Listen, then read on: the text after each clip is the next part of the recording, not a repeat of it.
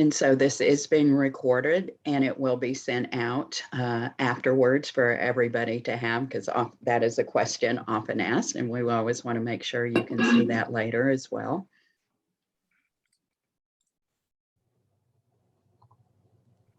And if you are not muted, if you could go ahead and mute yourself, that would be great.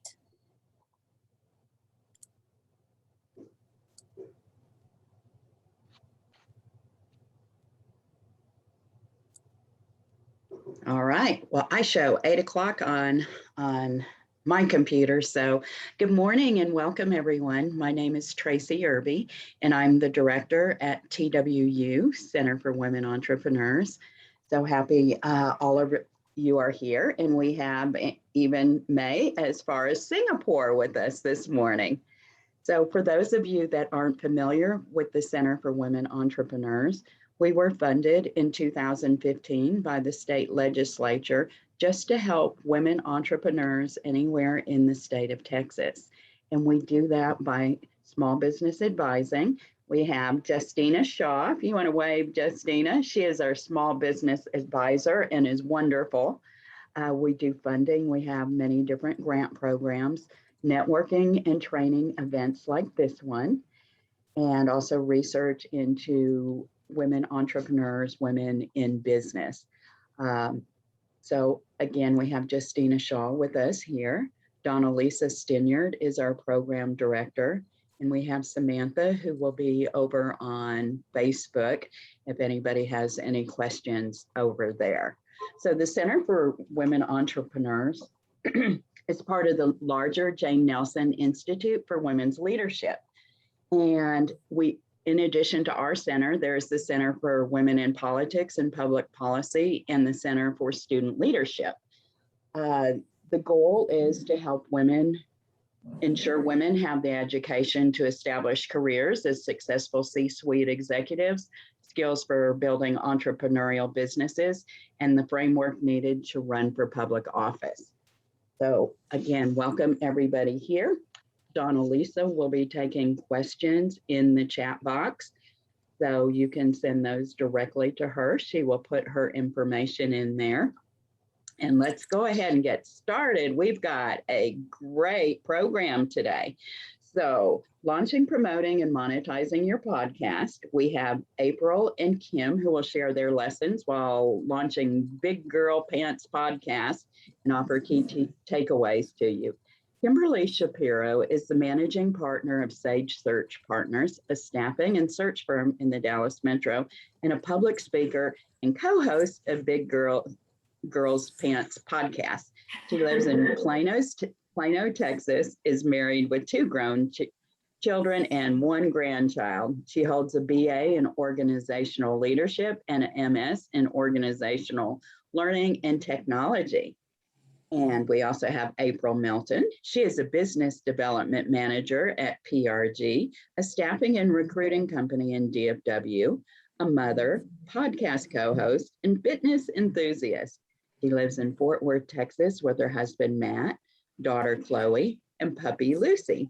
She is a high school dropout with her GED, about 21 credit hours, but that didn't stop her from chasing all of her dreams.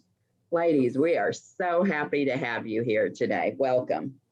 Thank you so much. I'm going to go ahead and share our screen if that's okay. Give me 2 seconds. All right. Can everybody see it? Oh. Can you see our screen? Okay. Yes. Okay. April, I'll just give a quick little introduction and then I'll let you take it away. I was laughing right before before the 8 o'clock hour that April is what I call our CEO. If it wasn't for her, I don't know how much of this we would. I think she just runs everything. She's responsible for guests and she does it all. I show up and talk. So I really have the easy job. She's a great value add, for sure. So just a real quick slide on who we are and how we got started. Obviously we're the co-hosts of Big Girl Pants podcast. If you look for it, this is the logo or the artwork. So, and we're on all major platforms, which April will talk about shortly. So we launched in 2018. We used to work together and we would get into these, deep conversations. And I don't remember exactly who it was. I think it was a coworker that was like, you guys should record yourselves. And we didn't really think we were talking about anything great, but turns out other people wanted to hear, because we are 20,000 downloads, 63 countries, at 112 episodes. Our platform shifts, sometimes it's kind of women focused, and then we kind of have a health kick. And just real quick, y'all, follow April on social media. April, don't forget to share that with them at the end. If any of you are into health and fitness, nothing more inspirational than watching her journey. So just a little plug there on that. But so health is definitely her mission, I think, in life. And then really what we do is we interview super cool people doing super cool things right now in the DFW Metroplex, but obviously that we're going to expand that. At first, we really liked having people in studio. We felt like we had a better connection, but now with thank you COVID, we're getting a little more comfortable with the Zoom thing. And you just heard we both work in the staffing industry. So I'll let April really take it from here. April, if you want me to add anything, just ask. I'll be quiet. I don't know how to do that very well, but I'm going to try very hard. Well, that's why you're a good podcaster. So there's that. To sort of piggyback off of what Shapiro said, we love having conversations, and it was really me going to her for like sisterly / mentor advice, both on things like my career, motherhood, parenting, relationships, everything. That's where it sort of blossomed from. I would go into her office every day and I would be like, hey, this is my dilemma for today. And she'd be like, well, here's what I would do. Here's my advice. And it just really like bloomed from there. Shapiro is so wise, so well-read. I've never met anyone in my life who has read so many books as Kimberly Shapiro. Her library at home is not only in her giant living room, but also another room and another room. So if there's someone that you want to talk to that is very well-read and knowledgeable on many topics, it would be Kimberly Shapiro, which really helps in the podcast because there's a lot of times where she references books that she read previously, and we really like dive into that topic and talk about why this is beneficial, why this could help you in this situation, etc., which really led into the types of conversations that we have. Yes, our tagline is Women, Health, Power, Wealth. Well, I don't like to think that women are the only people who can help women. I also think and gain inspiration from men, as long as they have a really inspirational story or they have something to add to our listenership, to our followers, viewers, whatever you want to call them, subscribers. I like to interview inspirational people or people that have different and alternative stories. So if there's something that piques my interest, I say, hey, you should come onto the podcast. You should tell your story, because I feel like there's so many different ways to accomplish your goals. And it's interesting to hear how people got there.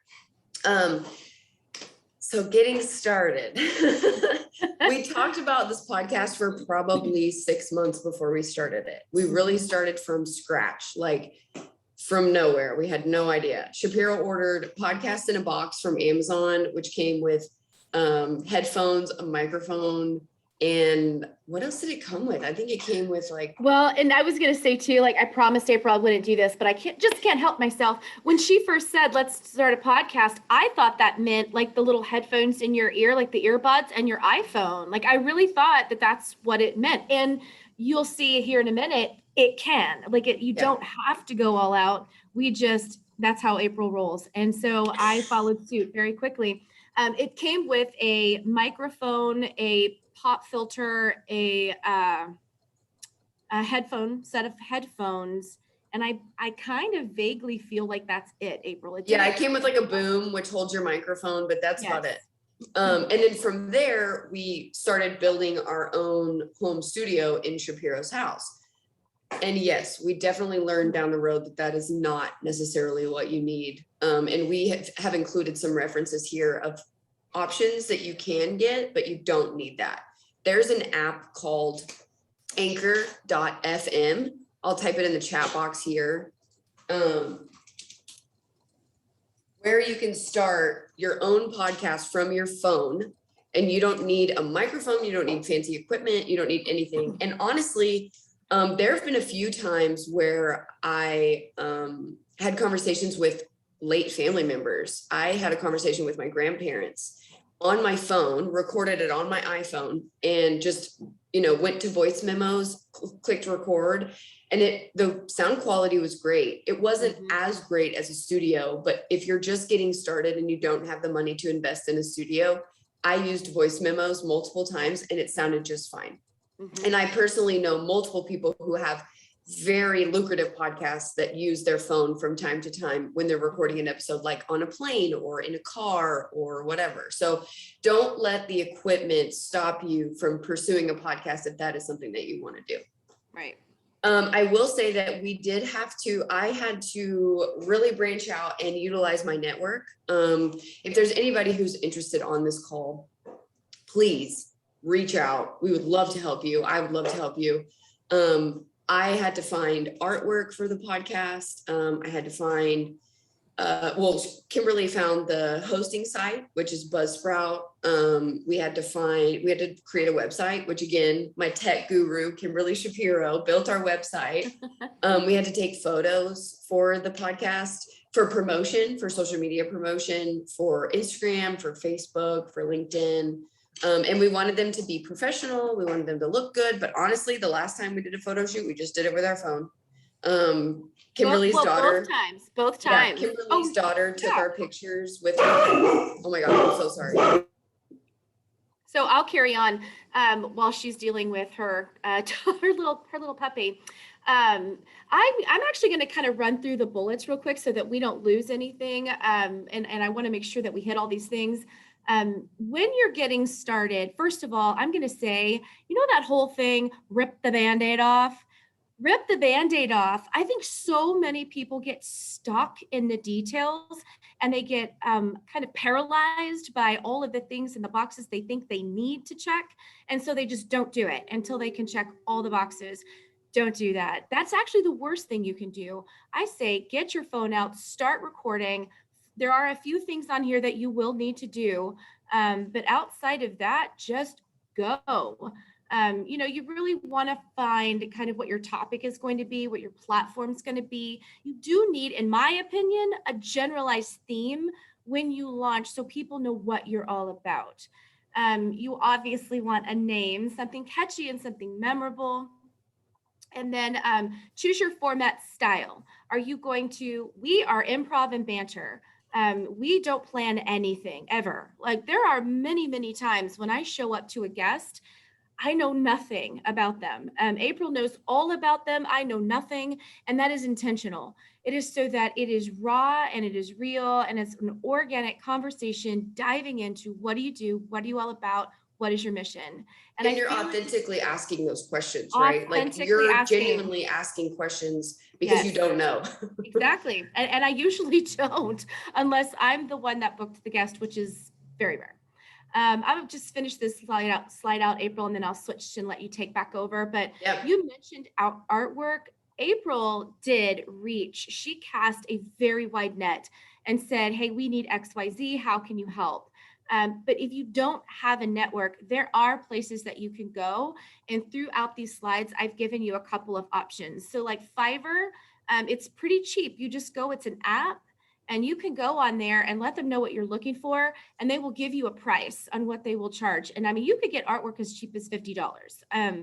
It may not be what you're looking for, but there are so many options. And I know one of our friends is a podcaster and how he originally got started. He's the one that told us to go to Fiverr. He's got a pretty well-renowned. And Fiverr also has artwork. It has like intro music, outro music. mid-roll music, because sometimes people will run ads in the middle of their podcast. So they have a lot of options, and they have editing services. So let's say you record a podcast on your phone, right? But you don't want to edit the podcast, which is what Shapiro was doing for a long time. You can go on there and pay them. You upload your episode, you pay them like $15 an episode. They'll edit it, send it back for you, or they'll even edit it and upload it for you. So there's a lot of options depending on what your budget is. I will speak to Weebly right now, just real quick. That is who hosts our website. If you are not a techie, listen, y'all, I'm not a techie. I really don't know anything about anything under the technology umbrella. I just figure things out. I'm intuitive and I'm resourceful. So I figure out, okay, how can I get this done without having to pay someone? I might be a little bit frugal, borderline cheap, it's fine. But Weebly.com is a great resource if you don't know how to build a website, but you want one and you don't want to pay a lot of money. Definitely give out my information. Ladies, I don't mind at all. I can walk people through a quick Weebly tutorial. It's super, super, super simple. I am an advocate for a website. We also post all of our episodes there as well. So I'm a big advocate for it, but it's not necessary. I'll let you take it from here, April. All right, so determine frequency and publishing schedule. So I asked very nicely to Shapiro if we could record, let's say 2 weeks a month, and we would have 2 episodes every session, right? So we typically do them on Saturdays. We record 2 episodes on 2 Saturdays a month, because sometimes 4. Sometimes, that's what I was going to say. Sometimes Shapiro's like, I get a little brain dead when we record 4. So if we could not do that, that would be great. Like, I can't people that long. I'm good for 2 hours. You're great at peopling. But we'd like to do it to where we batch. So we'll have 2 Saturdays a month where we record 2 episodes. And that way we have 1 episode to release every week. With summer and vacations and stuff. And honestly, my grandmother passed away this year, and my father passed away this year. So we weren't as consistent with recording, and that's real life, and that's going to happen. But our subscribers, our listeners, our download numbers are the same. So like if we skip a week or we skip 2 weeks, we still get the same amount of downloads. People are still listening, and I'm doing a good job about promoting and making my life very transparent so they can see, oh, this is what you go through. This is what you went through. This is what's happening, etc. And ironically, when my father passed away, that was our most downloaded episode when I talked about that, because people really love to hear real life stories and how they can relate to you.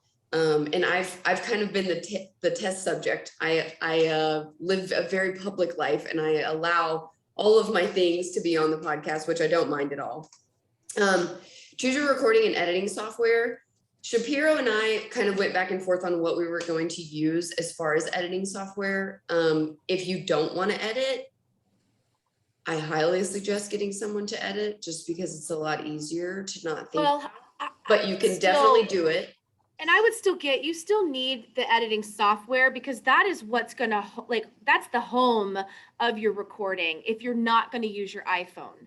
So if you're going to use your computer, then you need something that's going to capture that audio recording. And especially if you're going to do guests and have multiple people and multiple mics, which we'll talk about in a minute.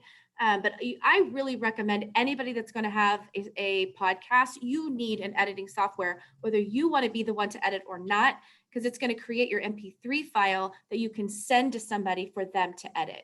Which did you find to be most effective or user-friendly? I really liked GarageBand, guys. I tried Audacity and I struggled. I think I could have figured it out if I didn't want to throw my computer against the wall, but I got so frustrated with it. And then I switched to GarageBand, and I just felt like it was a little more intuitive, a little bit easier to figure out. And we used it at a very basic level, but it certainly did all of the things that we needed. And in full transparency, it's really for like musicians and that kind of thing, but it served our purpose quite nicely. And I think I believe it's free. I don't think we had to pay anything for it. Well, you had a Mac, so it came on the Mac. That's what it is. I had a Mac, and so I didn't have to pay. So if you have Audacity, I think you may have to pay a small fee. They're not expensive, neither one. Yeah, not expensive at all. And then we have our hosting platform. So we actually really like Buzzsprout. Mm-hmm. Buzzsprout, when I go to the website for Buzzsprout, I can see everything. I can see our statistics, I can see our downloads, I can see what countries we're in, I can see which episodes are public, I can see all of our descriptions for our episodes. It's very user-friendly. And I think Shapiro, it's like $40 a month. It is. It depends on how much uploading power you want or how many hours you want. And if we have time, how much time, ladies, do we have today? You have until about 8:40. Okay, because if we have time, we could log in and let you see what Buzzsprout looks like, so that you guys have a visual. But it's very intuitive, also very easy to use, and gives you all the stats. Like we get to see how many downloads we have over the course of the life of our podcast, over the course of a day, a week, what our highest ranking podcast downloads are, what countries we're in, what counties we're in, here locally. So it breaks it down pretty detailed, which I think is fun. Yeah, it's super user-friendly. And I'll talk about this a little bit more in another slide, but when you go to monetize your podcast, you can see all of your statistics on Buzzsprout. So you take that information, and a lot of hosting companies that will host sponsors, companies that want to sponsor your podcast, they will take that information from Buzzsprout. So you don't even have to do it. They will log into your hosting site for you if you give them access, of course, and they take those demographics and that information, and then they pair you with companies that want to sponsor you along the same viewership, and show you like what other companies are paying for similar podcasts. Mm-hmm. Finding your theme song, we chose a song from Audio Jungle. We just recently changed our theme song with the help of the person that we rent studio space from. He helped us. He's actually a sound guy that has over 25 years of experience in both music and television. But there was also songs on Fiverr. So I know that was on there too. So that's definitely an option, ranging anywhere from $5 to $15. And you do not have to have music in your podcast. It just makes it more audibly friendly. Mm-hmm. I think it gives it a more professional sound. I agree for sure. Yeah. But like just starting out, I don't want to overwhelm people and thinking, yeah, you have to have all of these things, you know? For sure. And my thing is like, I took inspiration from very successful podcasts. I said, they have to have music. You have to have an intro. You have to tell who you are and what I like the most. And trust me, I would blow up Shapiro. I'd be like, this is what we need. This is what they have. This is what they talk about. And I'm like, I don't even know what that means. What's a rolling intro? I've never heard that. I don't know. So. Okay, and go to the next slide. I'm sure you're doing it, right? Well, yeah, and I do want to speak to the rolling intro real quick. You don't have to have that, but basically what that is and what that means, it's the same introduction that comes before your podcast every single week or month or whatever you're going to do. So it's just you record that and then you just plop it into the audio every single time. So it's literally the same thing that starts your podcast every week. And I do recommend that because it gives it a more professional look. Totally. Yeah. So yeah, the bare minimum, iPhone and iPhone headphones, as long as it has a microphone, has to have a microphone because that's what you're speaking into. Middle of the road, you definitely need a computer for editing software unless you're using a program like Anchor.fm, which is an app on your phone. 2 USB mics. If you have multiple mics, invest in a mixer. We actually invested in a mixer that was a little bit too advanced for us, but it did what it needed to do as far as balancing sound and balancing guests. And you said 2 USB. I want to say avoid USB. You can get them, but XLR is a better mic with a better sound. Oh, gotcha. Sorry, I misread that. Yeah, no, it's okay. Just make sure you avoid the USB. And those are the ones that just kind of plug into the side of your computer. They're fine. If it's all you have, it's fine. But if you're going to go buy equipment, don't buy a USB mic, buy an XLR mic. Which the popular mics are like the brand Blue. That's a very popular USB mic. I would get away from those. Yeah, there's great condenser mics that we had. Those are for music. They're not for podcasting. We learned that the hard way because we bought them. Four of them. But yeah, again, if you have any questions, feel free to reach out to us. We will definitely help you with suggestions, etc. I do want to say a mixer. If you're going to set up a home studio and you're past the headphones and iPhone stage and you want to advance your podcast, do get a mixer, because that's what's going to allow you to bring all of the audio streams together. So you've got, let's say 2, 3, maybe we had 4 mics. It was our ability to monitor sound on those mics, sound quality on those mics, all in one compartment. And I'll show you a picture. I have a picture of what that looks like. I think we paid $100 for it, but it really does give you the ability to check that sound and adjust mics. Like you can adjust the sound for one mic when all the others are louder. And I found that to be very convenient. Do you want me to go to the next slide, April? Yeah. Oh yeah, there you go. Audio interface, I just put this in here. We bought one and then promptly took it back because I could not figure out how to work it. So I'm just gonna be fully honest, guys. What it does is super cool, but just make sure you've got somebody who can help you. It looks so simple. The mixer looks so hard and the audio interface looks so simple. It's the opposite. The audio interface, I could just never get it to work the way it was supposed to. But what those do is, I just explained the mixer. The audio interface is what gets the sound clear and crisp with each mic. So it keeps everything sounding really, really nice and tight. But the mixer just gives you the ability to bring all the sounds together, just for clarity. Which, I mean, at the end of the day, the biggest component is sound. Mm-hmm.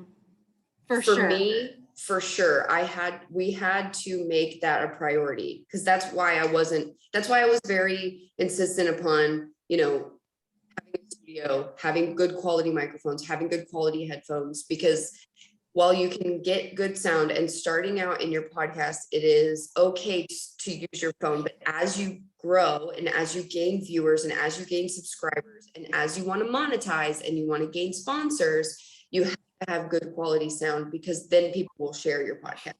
Right. Do you want to speak to these mics real quick, April? Yeah. Did you say me or you? You. Okay. So the Rode Pod mic is actually very similar to the podcast that Shapiro, or the podcast mic that Shapiro got when she ordered the podcast in a box. It looks very similar to a condenser microphone. That is not what you want. So I would make sure that let's say you go to Amazon, right? You type in microphones for podcasting, because those are completely different than microphones for music. Which is where we got messed up, and we went to like Guitar or something and ordered those microphones. We bought them and we found out later that they weren't actually for podcasting, they're for music. If you have the budget and you eventually get to a place where you've saved enough money to have really great microphones like the Shure microphone is like what professional podcasters use. Think Joe Rogan, think Tim Ferriss, think Brene Brown. Those are the kind of microphones that these people are going to use. They're $250. That was we did not have those. So. We did not have those. So you know. But we wanted you to know what the good quality ones are. Yes. I would say, and honestly, this was just asked in the chat. How much did someone set aside to start? I think that you should look at this like a marathon and a journey if you're really committed in doing podcasting. Because what we found was any extra money that we had, any fun money that we had that didn't go to, brunch or anything fun, it went to the podcast. So we bought the microphones, and then we took the time, we bought the headphones, which headphones are important just because when you're podcasting, you want to hear what everybody's voices sound like so that they're speaking over people. Like on a Zoom call, it's super easy to speak over people because nobody has headphones on. Some people do, but for the most part, we don't have headphones on. So you can't hear when other people are talking. Well, when you're in a podcast studio or when you're recording a podcast, you can hear when other people are talking. And the worst thing to hear is when multiple people are trying to talk over each other because you get scrambled. You're like, I'm so confused. I don't want this.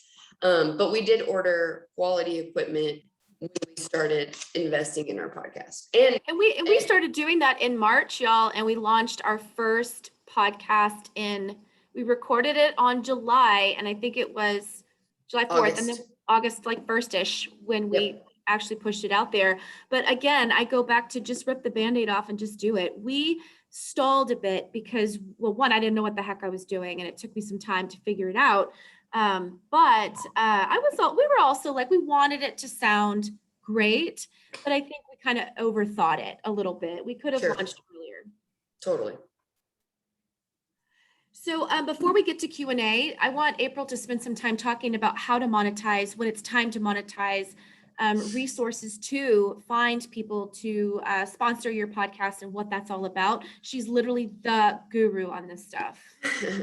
So it doesn't hurt that Shapiro and I have both been in sales for the majority of our careers. I will say that I do business development for a staffing firm. She's a managing partner. She's done business development for a staffing firm. So sales is sort of in our blood. So when it came to pitching the podcast and pitching sponsors, I found a website and it's called Podcorn, and they are actually one of our sponsors now. The website is podcorn.com. I'll type it in the chat. They have helped so much. This is the website that I was referring to earlier when I said they take your information from your hosting site, which means they take your download numbers, they take anyone who's listened, they take the state and country demographics into consideration when pairing you with companies who want to sponsor podcasts like yours. Podcasts are growing and they're huge. I think that the last numbers were active podcasts in the United States was like 60 million that are active that put out episodes every week. But a total, like on iTunes, is 300 million podcasts. And this is a new industry. This has only been out for, Joe Rogan's been doing it for like 10 to 12 years, and he just got a $100 million deal with Spotify. So 10 years, a 10-year investment, $100 million. And he has a massive viewership, massive subscribers. Make that kind of money for 5 people listening to your podcast. So when we started getting consistent downloads, over 100 people per episode, I was like, all right, we need to start making money from this. So I went to Podcorn, I Googled it, and I just found how to get sponsored, how to get your podcast sponsored. I went to podcorn.com. They took all of our information, took our podcast, and pitched it to multiple companies. I pitched to Podcorn and I said, hey, I want you guys to sponsor us because I want to help other people who are also podcasting get sponsored. And then recently I reached out to the counseling company, the online counseling company, BetterHelp, because as I mentioned earlier, I lost my grandmother and my father this year, and I used their services. So I said, hey, I'm a member, I use your services. I also have a podcast and I would like to talk about a partnership with sponsoring my podcast. I also knew from listening to other podcasts, which I would highly she might have froze. recommend for anyone who wants to start and listen to the companies who are sponsoring those major podcasts, because BetterHelp is on some of the most popular podcasts. So I said, if they'll sponsor that podcast, they'll sponsor my podcast. The dynamics might look a little bit different. The details might look a little bit different. They might not pay me as much money because I don't have 50 million subscribers, but they will pay for sponsorships. Right. I just recently negotiated a deal with BetterHelp for them. We have a promo code, and for every person that we get signed up through BetterHelp, we'll be making $150. So anybody who uses our code to sign up will make $150. For Podcorn as our sponsor, they pay us $50 an ad. So whether that's a pre-roll, which means before the episode, a mid-roll, which means in the middle of the episode, or a post-roll, which is at the end of the episode, they'll pay us $50. So a couple of episodes, we did 2 ads for them and they paid us $100 an episode.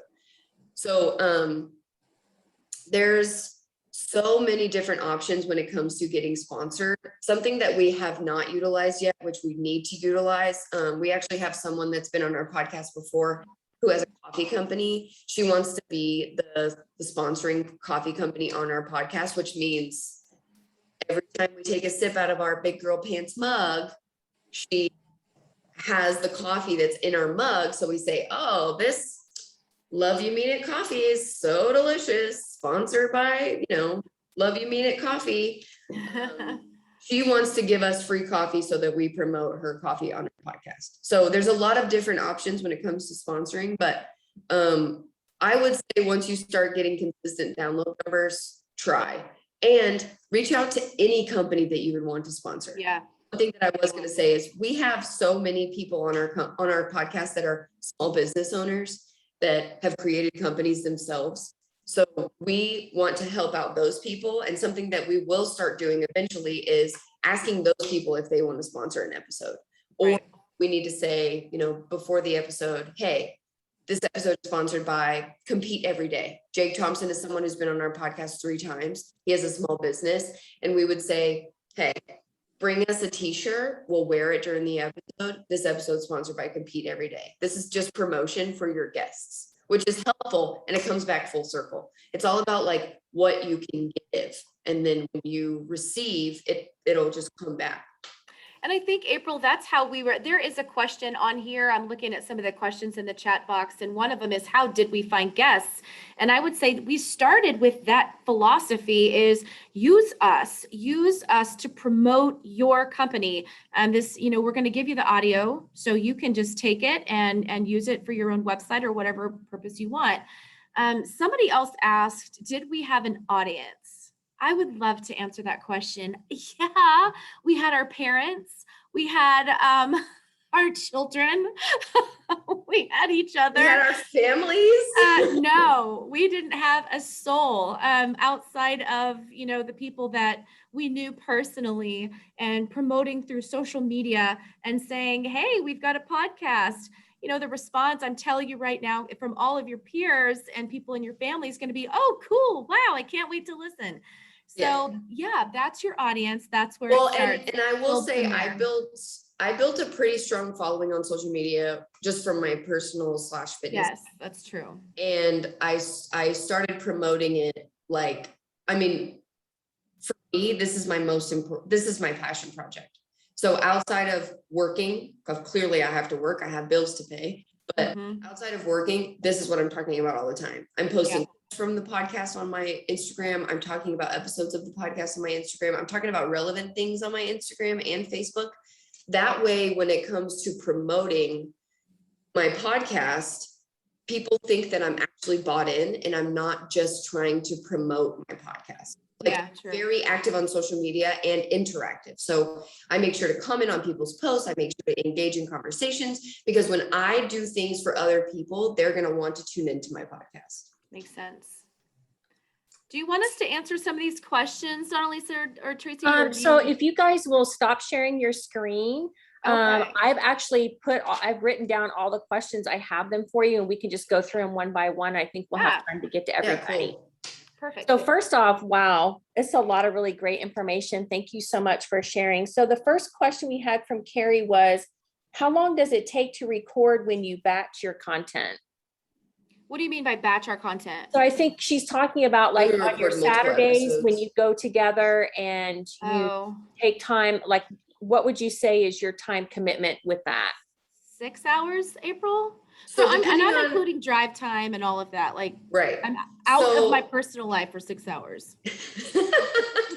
So Shapiro and I originally had a studio in her house. So I would drive to her house and we would record 2 to 3 episodes every other Saturday, right? That wouldn't take as long as it does now, because we have now rented studio space. We no longer do any of the editing ourselves. And we're on YouTube. So he's editing both video and audio for us, which we can definitely share his information if you would like. But we both drive to the studio. Drive time doesn't really count, but anywhere between 2 to 5 hours, just because we're on video. So he has to adjust the cameras. He has to make sure that the sound is right. And we have to make sure that our guests are there. Yeah. it's not an easy thing. However, depending on how long you want your podcast to be, because I know some people, there's a podcaster, his name's Baylor Barbie. He's a speaker. So I don't remember what they call those, like not an inspirational speaker, maybe a motivational speaker. He creates tiny episodes, so mini content of 15-minute episodes, and he releases them like every other day or every day. And that takes him like maybe 30 minutes total, you know? It just depends on how long you want your episodes. Yeah, it's at your own discretion. I think it's much like anything in entrepreneurship. It's whatever you want to do, you just create the framework for it. You do it, you stay consistent with it, you promote it. Yep. Right. So can you, somebody asked, can you use an Android phone when you were talking about like the most basic equipment, just using your iPhone and microphone or headphones? Absolutely. Anchor.fm is not an Apple exclusive app. It's on Google Play and the App Store. I think you answered this. Maria asked, like, how are you guys making money? Yeah, so sponsors. And you already right now answered. through Podcorn. Oh, I'm sorry. Go ahead. I was going to say just Podcorn, and then what's the newest one? Best what? April, you just landed BetterHelp. BetterHelp. Mm-hmm. And then I think you guys already answered how much should someone set aside to get started? We didn't set anything aside. We just kind of bought here and there, and like buy a mic here. Like I bought that the kit, the podcast kit, and we went and bought headphones. Then we bought, I would say it took us maybe 6 months to get all the equipment, but I just wouldn't encourage anyone to do that. I say rip the Band-Aid off and get started, even if it's just your phone. So here's another great question, because I know, a lot of people, when they hear about the sponsorship, they're thinking, they do 2 episodes and then they jump in and start asking for sponsors. So how long would you say it was before you guys reached out and started to get paying sponsors? Forever. A year of consistent content production.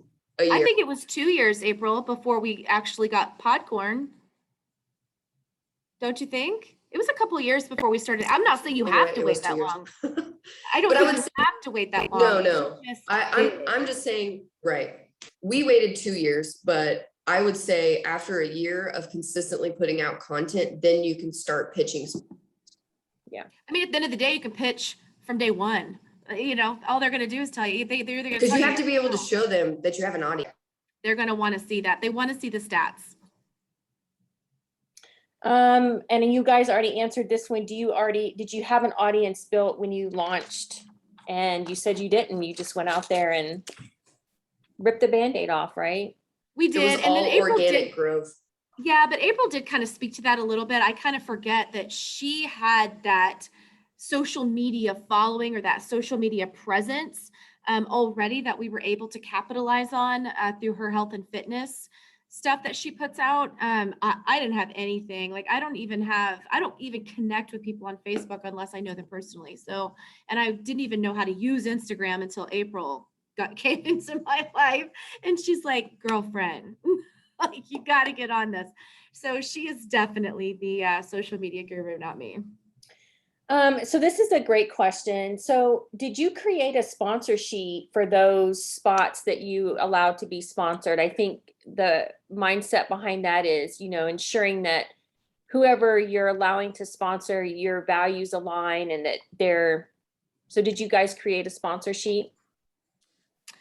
We did not create a sponsor sheet, but I will say that Shapiro and I have talked about that forever, that we will only align with brands that align with us, and brands that have something to offer to our viewership. Like Podcorn would be something to offer to other people who are podcasting, because we have once you start doing something, you start to build a network of people that do the same thing. Right. Uh-oh, she froze. We have multiple friends who have podcasts.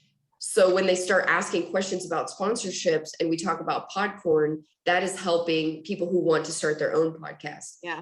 And for BetterHelp, that's an online counseling platform. So I personally have used it twice now, but I know that mental health is a huge percentage of what our episodes are around, both for men and women. We recently had an episode with 2 veterans that discussed PTSD. If she stays frozen. So okay. I know that people are listening that care and are concerned. Oh, sorry. Am I frozen? Yeah, you're freezing up. Yeah. Okay. We go to the next question. Do you have a sponsor at the beginning, the middle, and at the end? It really depends on what the company wants. So like if they pay us for a pre-roll or a mid-roll, If they pick, yeah, so I'll just pick up from where she froze. we kind of have to They do whatever determine, they dictate it, but it's also how many sponsors you have. So if you've got multiple sponsors, you got to squeeze them in somewhere. But they're going to tell you if they want to be, because they'll pay, I think, different pricing based on where you're placed in. Like if you're at the very end, they're probably not going to pay as much as if you're like after the intro. Yeah. So I guess the big takeaway from that is have a plan. Like, how are you going to, don't just jump right in, have a plan on how you're going to utilize those sponsors. Right. I mean, I would, yes and no. I mean, having a plan is always a good thing, but I think people get stuck in plans. They think, oh my gosh, I don't have a plan, so I can't ask. I would say it's really more about, you've got to prove that you have viewership. You have to prove that you have downloads. Then you're going to go pitch your podcast and try to pick up these sponsors, and they're going to tell you where they want to be placed in your podcast. And then of course you can push back if you've already got placement based on other sponsors, then you can say, oh, sorry, that space is taken.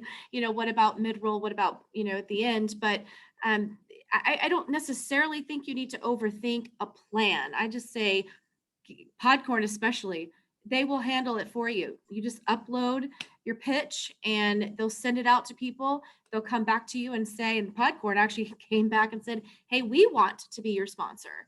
So yes, a plan is always good, but don't overthink it and get stuck in the plan building phase. Okay. Before you ask. I think you guys already talked about, you do record video and audio. Is that correct? Yeah. We didn't at first. It took us a while. Now that we hire somebody to handle everything for us, he does that for us. But I would highly encourage anyone who's doing a podcast to do video as well. Even if it's just your phone and you're uploading to YouTube, there's a lot of people who don't like to just listen. They want to watch. So I think that's important to do that. Okay. So how do you continue to build up your audience and your listener base? I would say, April, I don't know if you agree with this, but I would say word of mouth, referral base. I think the majority of the new listeners comes from either stumbling across us on the platforms or somebody saying, hey, you need to go listen to Big Girl Pants podcast. Yeah, and the guests that we have on too, that's it. Sorry, April. Yes, that's a big one. The guests, and because you're tapping their network. Super key because they'll share. Yeah. Yeah, that was how I found you guys, was Mary, Rob. Oh, yeah, that's right. Yeah. And so then how much time do you invest in your social media? Me, not much. April, a lot. Many hours, many hours. Many hours. Yeah.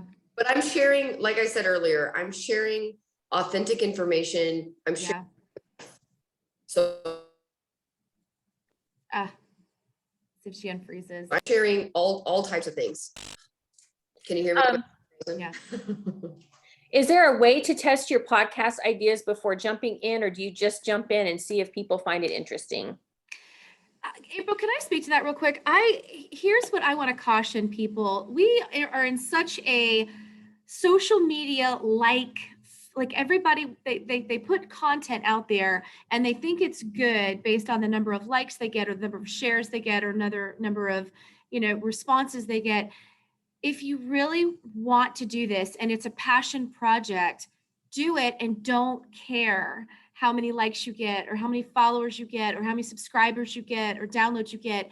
Put your content out there and just keep putting it out there. There's an audience for everyone. And I think people stop because they're not getting a certain amount of subscribers, or they're not getting the feedback or any feedback at all. Don't worry about that. If this is truly a passion project and truly something you want to do, April and I tell everyone it's therapeutic. Like when we get on and we start talking, that's like our own little mini sessions of therapy and also just the networking aspect. So don't get too bogged down with hoping that you get feedback from your content or hoping you get, a certain number of subscribers a week. I wouldn't get stuck in that. Yeah, and the last question we had a lot of people that were asking if you could share like your average cost of, per episode of your podcast. I'm going to actually speak to before we started hiring someone, because that was our life for 2 years. So I would say it cost us out of pocket probably $75 a month. But keep in mind, I also had a website, and you don't have to have a website.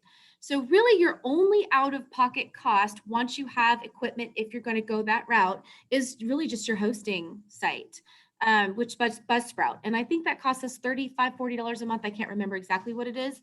But for us, it's a little bit more because we do have the website, but you don't have to have that.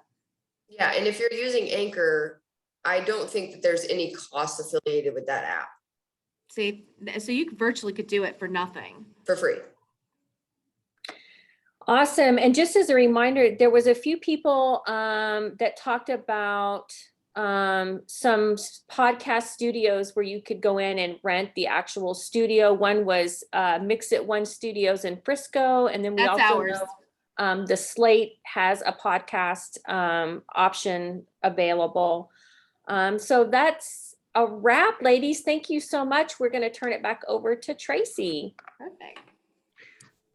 Thank you. What great information this morning, you guys. That was wonderful. And so hopefully we hope to see a lot of new podcasts coming out of this that people want to start. Again, we appreciate you guys being here. It was just, again, wonderful. So thank you so much. All right. Thank you. We have some things coming up. Next month's WomenRISE is going to be Human Resource Blueprint for Small Business. You can register starting today. Do you have that open yet, Donna-Lisa? It is. It opens at 9:00. Okay, great. So you can schedule for next month. We are going to go back to some networking. Other events that we have? So the 23rd of September is our quarterly evening event with Carrie Breedlove. She's going to be doing a special episode for us. And we've got a couple of really great WomenRISE episodes coming up through the rest of the year. So great. So if you can attend any of those, we'd love to have you. All right. Well, I think then if there's nothing else, those who want to network, we will do that again. Thank you, everyone, for attending. And again, you can save the chat box with the 3 dots down there. And then scroll down and it says save chat, because there was a lot of great information in there. So thank you again, everyone, for attending.